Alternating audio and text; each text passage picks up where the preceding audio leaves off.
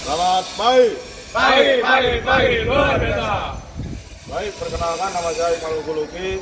Saya dari kelas 2B, NIM saya 0250430064. Di sini saya dan kelompok saya akan menjelaskan komponen dari piston pump. Baik, saya akan memperkenalkan kelompok saya dari sana. Baik, perkenalkan nama saya Muhammad Nurisa Putra. Saya dari kelas 2B dengan NIM 0250430069. Perkenalkan, nama saya Revadra Septar Nalinta, NIM saya 0250430077 dari kelas 1B. Perkenalkan, nama saya Sabna Zilia Putriku dari kelas 2B dengan NIM 02503039. Baik, perkenalkan nama saya Muhammad Azil Akil DN dari kelas 2B dengan NIM 0250430066. Perkenalkan, nama saya Rasul Mansurin dari kelas 2B untuk NIM-nya 0250043073. Untuk kali ini ada beberapa komponen dalam sebuah piston pump. Yang pertama ada cradle dan juga ada sway plate. Kemudian juga ada namanya shaft. Untuk cradle sendiri fungsinya yaitu menjadi tempat penopang sebuah sway plate dan menjadi titik pivot ataupun menyalurkan gerakan dari servo piston atau regulator. Yang kedua, fungsi dari sebuah sway plate sendiri yaitu yang pertama yaitu mengubah gerakan putar menjadi gerak maju mundur sebuah piston. Contohnya itu saat ketika silinder blok itu berputar, maka piston akan mengikuti permukaan dari sway plate ini sehingga terjadinya gerak maju atau mundur. Dan yang kedua yaitu mengatur kapasitas pompa atau variable displacement. Yes. Dan untuk shaft sendiri yaitu mempunyai fungsi yang pertama yaitu meneruskan tenaga dari mesin atau engine ke pompa, kemudian memutar silinder blok atau barrel, kemudian menjadi pusat putaran komponen pompa dan menjaga kestabilan putaran pompa. Baik, selanjutnya di sini ada piston. Piston berfungsi untuk men-suction atau men-discharge oli hidrolik. Dan di sini ada piston shoe. Piston shoe berfungsi sebagai alas atau sepatu piston agar tidak langsung bersentuhan dengan sway plate, mengurangi gesekan kepada sway plate juga. Baik, di sini ada piston retainer shoe. Retainer shoe adalah berfungsi untuk menjaga atau menahan piston shoe agar tetap sejajar pada sway plate. Baik, di sini ada retainer gate. Retainer gate berfungsi untuk piston shoe agar tetap selalu sejajar. Baik, di sini ada barrel. Barrel berfungsi adalah untuk tempat piston naik turun, dan pinnya ada 3. Berfungsi untuk menghubungkan piston dengan piston shoe dan menjadi titik sambung agar piston shoe dapat bergerak mengikuti sudut sway plate. Baik, selanjutnya ada slider. Slider berfungsi sebagai penggeser yang membantu piston shoe bergerak halus di atas sway plate serta mengurangi gesekan atau kehalusan. Baik, di sini saya akan mengajarkan cara mengassembly yang saya jelaskan tadi. Baik, pertama kita barrel, lalu kita pasang retainer gate, lalu kita putar. Ketika sudah kencang, lalu kita memasang retainer shoe dengan piston, lalu kita pasang satu persatu.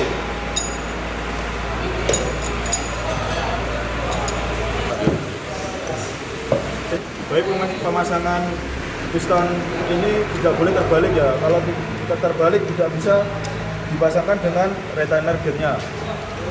Lalu kita masukkan ya. masukkan ke barrelnya. Pastikan masuk semua ke dalam lubangnya.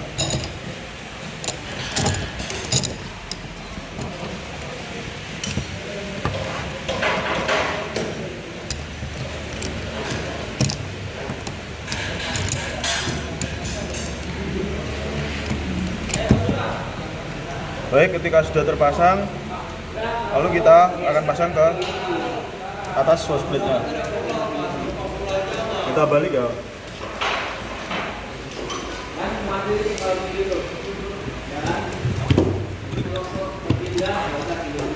Kita sudah terpasang gini, lalu kita di sini sauce plate-nya kita bentuk sisinya. Nah, di sini bertujuan kenapa kok dibentuk sisi? Karena kita ketika yang panjang ini yaitu untuk men-suction oli hidroliknya, dan yang pendek ini untuk men-discharge oli hidrolik. Baik, lalu kita pasang ininya, slidernya. Ya, Kita berdua ingin menjelaskan tentang end pump dan case dan valet, suplet. cara penggunaannya yaitu untuk sebagai sistem kontrol yang mengatur sudut sauce plate sehingga debit dan tekanan fluida bisa merubah sesuai kebutuhan. Nah, kalau valet gunanya sistem itu mempunyai sebagai pengaturan aliran fluida yang besar suction, yang ini discharge.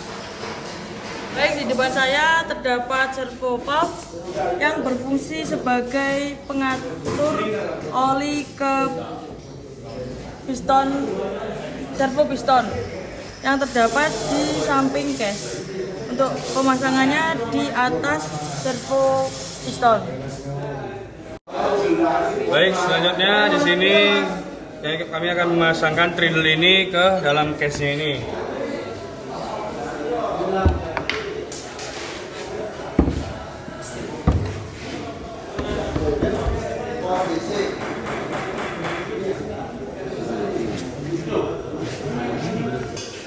Baik, setelah sudah terpasang seperti ini, selanjutnya kita akan memasang boltnya ini ke trindle-nya tadi.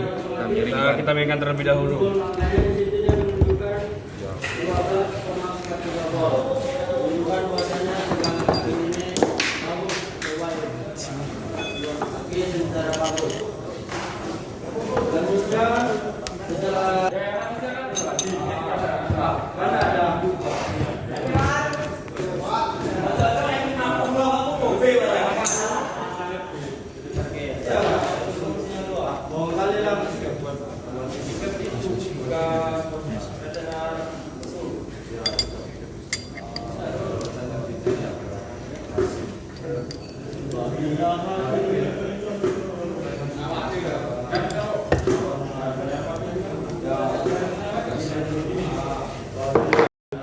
Baik, setelah kita pasang boltnya tadi bagian trindle-nya, kemudian kita rebahkan lagi untuk memasang end cap-nya itu tadi.